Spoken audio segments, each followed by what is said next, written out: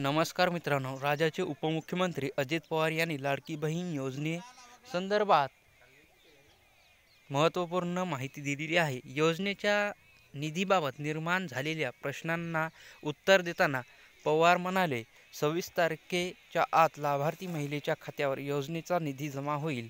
पुढील प्रक्रियेसाठी विविध विभागांसोबत बैठका घेण्याची तयारी सुरू असल्याचेही त्यांनी सांगितले.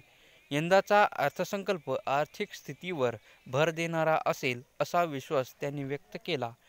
यश अपयशाचा खेळ कायमचा नसतो. यामध्ये कोणताही यश किंवा अपयश कायम नसतं.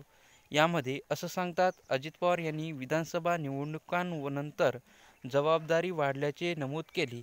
महायुतीला लोकसभेत 17 जागा मिळाल्या होत्या, मात्र आता परिस्थिती वेगळी आहे.